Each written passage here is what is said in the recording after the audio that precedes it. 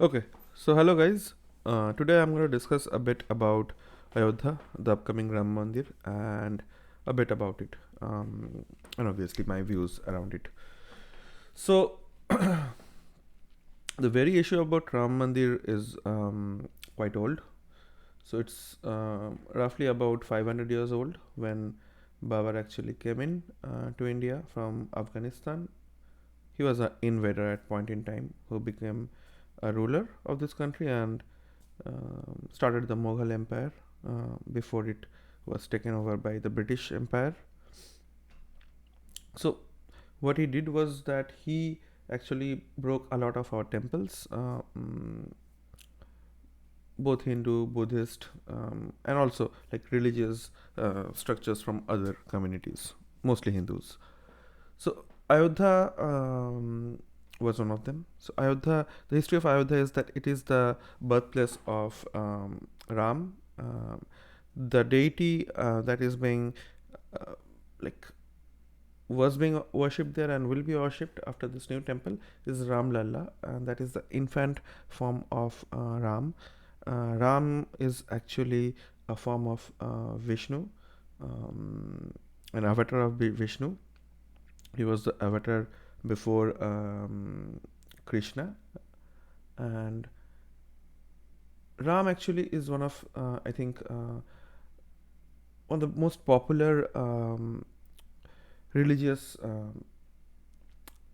characters. So, and I think Indians from east to west, north to south, everybody um, kind of respects and loves Ram. So I know when I was growing up, so I obviously did read Ramayana, and long before that, it was actually told to me in kind of stories by my mom, my grandmothers, and the elders basically.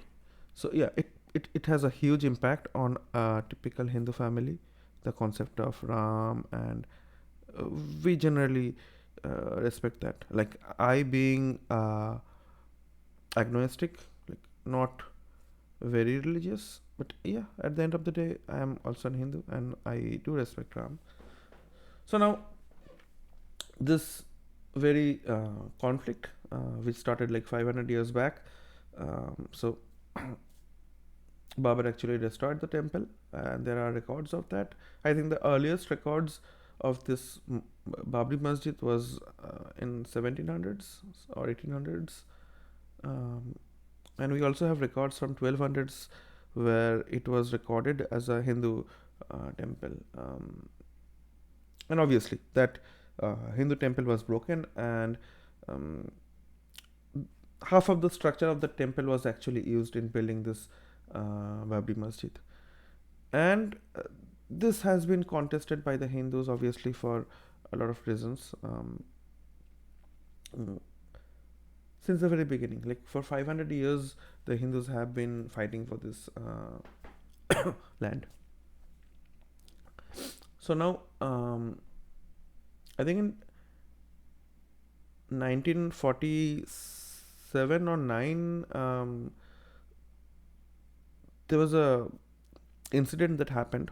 What happened was that some group of people, obviously from Hindi community, they put two idols, one of Ram, another of Sita, in that temple, uh, or in that masjid basically.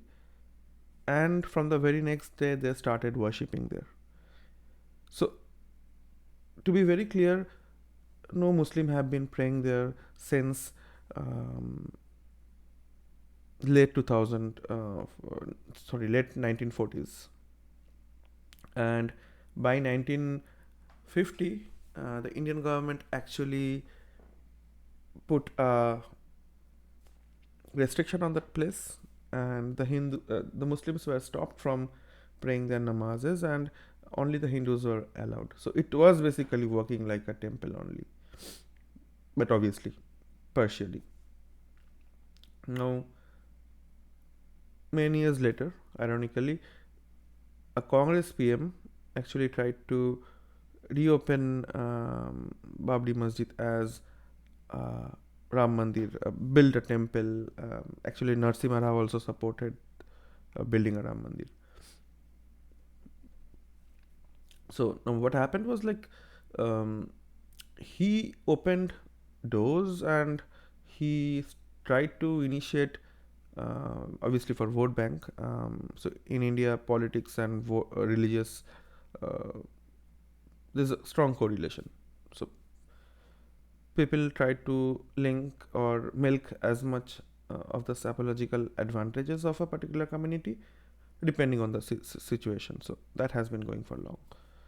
So yeah, he did try to do that, and then the BJP saw it as a opportunity, probably. So they started demanding a Ram Mandir to be built, and unfortunately, there was an incident when the Ram Mandir was actually broken.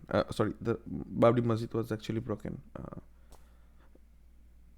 and that started this whole thing. So, soon after it was broken, like there was a lot of rioting. There was a lot of like religious conflicts between Hindus and Muslims, uh, and the whole incident is very unfortunate. So, to be honest, breaking any structure illegally, I don't think anybody supports that. But the point is that you like the demand for that mandir was, I think, right. Breaking was not right. I think it should have gone through the courts and the whole due process, as it has gone actually. But yeah, so that whole incident happened, and then jump forward a lot of years. I think in 2019, the Supreme Court actually gave the verdict and allowed a Ram Mandir to be built, and also a masjid to be built somewhere, another place, basically. And in 2020, I believe, we had the ceremonial inauguration of the construction, and like a puja was done by our Prime Minister Narendra Modi, and the whole thing took off. And yes, a lot of like aggressive development has been happening, which um, leads to a inauguration in 22nd of January 2024, this year. So yeah, it has a long history. I don't think like this is something that should not have happened. Obviously, we should be respecting our history. Um what I don't like is that this whole thing could have been managed a bit better. I think every community should be taken into confidence when we are a nation this young, and we have this kind of hunger. We have to grow. We are one of the fastest growing economies. I mean, our GDP is good. Our per capita is not so good. Yeah, but GDP growth will obviously lead to per capita being adjusted. I mean, there's no proper economically viable way apart from this, in my view. So I don't know what other fantasies or bubbles people are thinking of. Like, I remember in COVID, people tried to, like, many foreign, I mean, celebrated economists tried to force our government to print money and distribute that. Thank God that our government didn't do that, because we, I think, came out of COVID pretty well. I mean, not the best, but yeah, I think it was not as bad as it could have happened. And if we printed money like crazy, I think things would have been not have been so good. So yeah, with like 6 point something percentage of GDP growth, if India is growing at that rate for the next 5 years, even, I think we are headed for quite a brilliant future. And the whole Ram Mandir coming up in 2024, I think, also places or adds to the India story. So we have to understand, I mean, whichever spectrum you're on, left, right, center, mid, up, down, India is seeing a huge Hindu resurgence. Like, not everybody can say that, okay, I'm happy with that, but that's happening, right?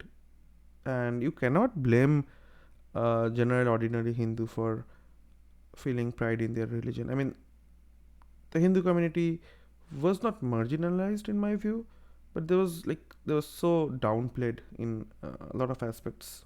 I think it was not cool to be a Hindu for a long time. I mean, it's still not very cool to be a Hindu globally, maybe, but the outlook has been changing drastically, and a Hindu resurgence was bound to happen. And the kind of suppression India saw, I mean, it could have busted in a pretty, I mean, worse manner.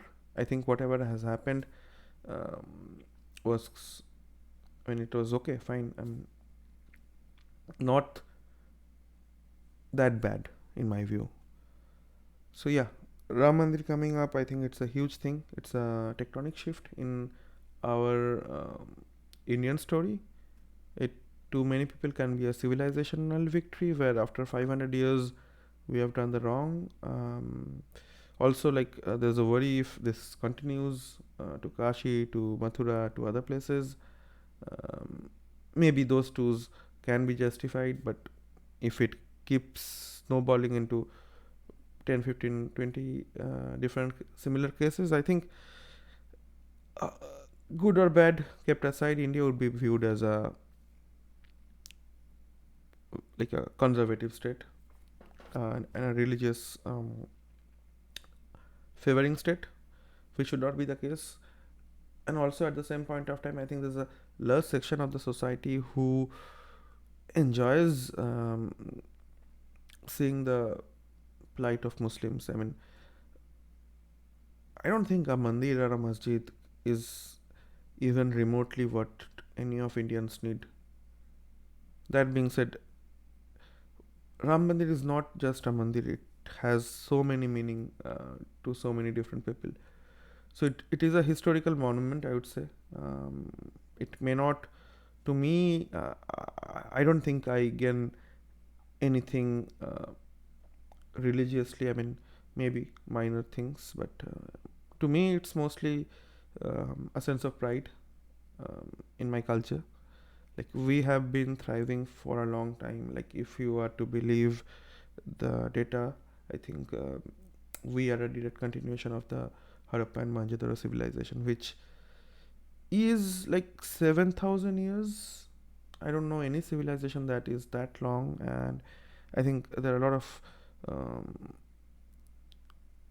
views on that particular regard. I think multiple people have their multiple thought processes. Somebody says that no, that's not so old. Maybe 300 years, 3,000 years, 4,000 years. Somebody is like no, 5,000 years, and somebody even go further, like 9,000 years.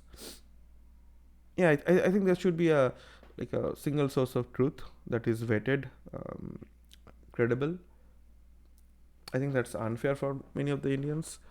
Um, but I believe what I have been seeing, many new historians are saying that I mean, if you see about like if you think about Indian culture, like what is India? Like, was it something that was native to this place, this Indian subcontinent, or there was some invasion and migration or other theories? I mean, obviously, invasions happened.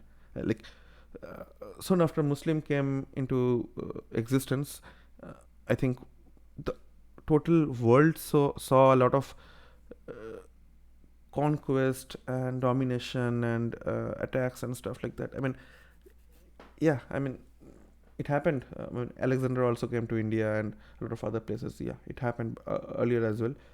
But the scale at which it started happening was like it was too fast, and you'll see a lot of attack patterns from like that Saudi area to Europe, Eurasia, Asia, and also it came down to via Afghanistan to India as well. And yeah, that was an unfortunate event, and we did have a lot of invasion, not migration. But there's also another school of thought that says that Aryans, like probably I'm an Aryan as well because I'm from north. I mean east, not northeast. I'm from Bengal actually. But uh, the theory says that the Aryans actually came in from Central Asia with horses, and then they settled in India. And the original Indians were the Dravidians, or like the people who had darker complexion, and Aryans had fairer complexion. And yeah, I mean, but that history is also being um, challenged. Uh, I mean, I would not say that that challenge has been successful till that, but yeah, more and people are challenging that, and maybe in, who knows, maybe in next 5 years, 10 years, we'll see that uh, things are a bit different. But what I will say, being neutral, is that I want to know the truth, what happened, um, and whenever you look on internet, on YouTube or any other platform, I think there's a lot of dichotomy in kind of the camps you are in. Like most of the content I see, most of the people I see, they are from this camp or that camp. I think I maybe can be also uh, termed on being in one camp. But yeah, and it's very difficult to be neutral. But I think people should be more open. Like even if you're on one camp, you should be very open, because a very normal and a very, like, a working person who is not that much into politics, and for whom politics will not give his bread and butter, is not blind. People can be only blind if some sentiments have been hurt, if there were some wrongs being done, or if they perceive something wrong is being done, or you see they see that some shit is going on actually, and they are like frustrated about it, and they detest um, another school of thought. So yeah, I mean, the openness is missing quite a lot. And same case in case of Ayodhya. I think the kind of rhetorics and the silly, funny arguments the oppositions have been giving. I mean, it's quite funny actually. Like if you look at every opposition, almost all the opposition leaders, they are contradicting among themselves. Yeah, a lot of contradiction among themselves as well, and they are mostly going against 70%, 60%, even 80% of India. Who knows? I mean, you cannot be political at any point in time. I mean, criticize demonetization, that is fine. Criticize GST for its weak implementation, that's fine. Although it came out pretty well, I believe, right now. But if you start criticizing everything, and and if that starts blocking the development of a country, which means blocking the development of me, my next generation, my friends, my society, the ecology, and everything, yeah, I think you are being foolish. Nobody will take you seriously. And if I think even 50% is not taking you seriously, I think that's a bad thing. And I won't say who should win in 24, but I think this Ayodhya Ram Mandir being built on 24, yeah, I'm proud that it's being built. And there's no, I think every Indian should support it from any religion, because yeah, I think if you accept that a wrong has been done, to rectify that wrong, and if let's say thousands of wrong has been done long back, you don't rectify it 1,000 times. Like, not all of it doesn't need to be rectified, but yeah, rectify top one or two. I mean, that sends out a gesture, and if you're supporting that top one or two, I think everybody is at the end of the day human, right? So we are not that different from each other, and I think people will try to harmonize, right? The problem starts when you try to rectify one wrong, people start pouncing at you like tigers and lions, and then you will be uh, like roaring like a dragon probably, and you will try to take all the 1,000, right? And that leads to utter chaos. We don't need that as Indians. We need harmony definitely, but we don't need it in the ridiculous level that has been happening. So I think there's a lot of um, compassion and harmony required, and there's also a lot of uh, truth seeking, introspection required. But I think things will change if a country grows uh, economically.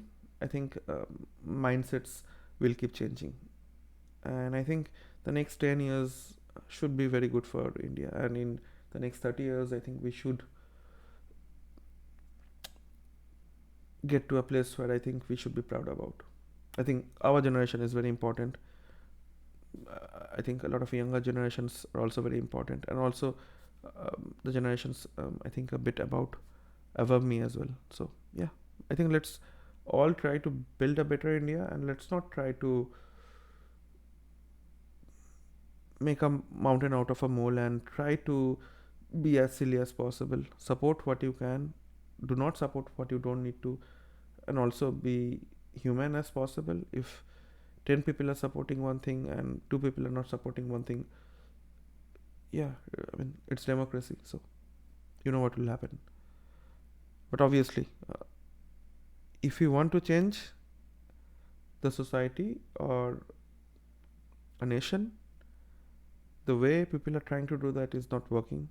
I think there are better methods to do that. I mean, I don't know how, but definitely there should be. Yeah, and back to the Ram Mandir, I think that's a wonderful thing that's being done. I would congratulate not just BJP, I would congratulate, ironically, Congress as well, because it was them who opened that masjid, and I think Narsimha Rao was also supporting Ram Mandir, and he did a lot of things which actually helped. So yeah, I mean,